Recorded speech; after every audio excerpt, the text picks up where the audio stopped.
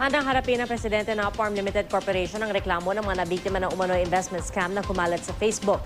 Ang isa namang lalaking nagtakbo umano ng mahigit 200 milyong piso sa hiwalay na scam, kinasuhan na. Balita natin ni JP Soriano.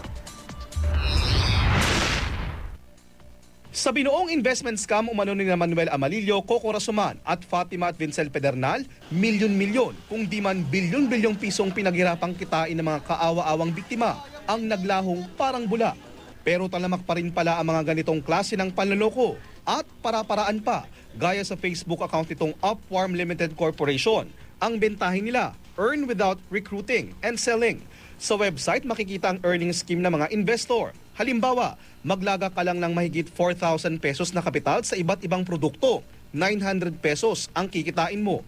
Pero kung 61,000 pesos ang kapital, 46,000 pesos agad ang tubo. Ang pangako, it's 1499, kikita siya ng 6,000 within 1 month. Tapos ang payout daw, every 2 weeks. Nainganyo rito ang negosyanteng pinangalanan nating si George. Halos 2 million pesos din ang ininvest niya sa Upfarm. Sa pangakong kikita siya ng 5 million pesos kalaunan. Pero nang kukunin na raw niya ang pangakong tubo ng kanyang pera. Nung tinawagan ko si Rodolfo Miranda, ang sabi niya sa akin, wala muna daw akong makukuha. So that's the time na nagtaka na ako. Parang nasilaw din ako sa kitaan na pinangangako doon sa website na within a couple of days or months lang, almost double your money's scheme. At sabi ng NBI, may mahigit 100 pa palang nabiktima ang Upfarm. Naaabot daw sa 100 million pesos ang nakuha. Kumalat yan sa mga group messages sa Facebook. Siguro may ilan muna na pinakita. Tapos nagkumbinsi ng iba nung kumikita na sila. Ang ilan ng mga galit na biktima sumugod sa nakasarang tanggapan ng Upfarm sa Tarlac City. Yung 9 na yun, bago nag-graduate lahat, after 3 weeks, magiging 18. Magiging 18,000 siya. Nangyari naman, nakakuha naman yung 18 na sa umpisa, naibigay. Sa umpisa.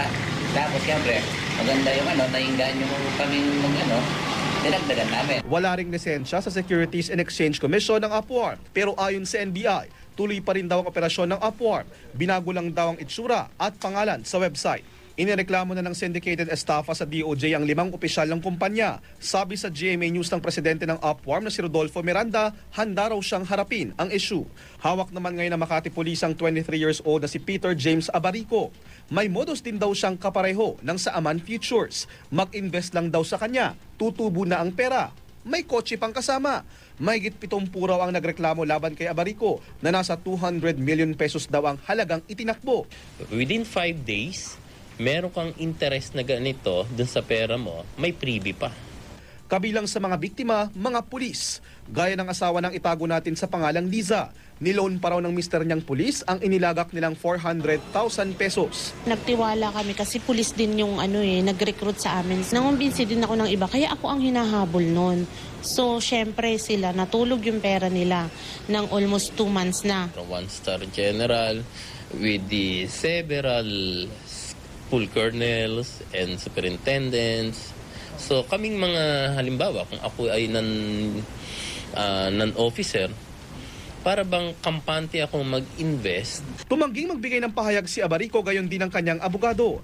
Naharap siya sa mga reklamong large-scale o syndicated estafa at illegal possession of firearms dahil sa mga nakitang baril sa kanyang kotse. JP Soriano, GMA News.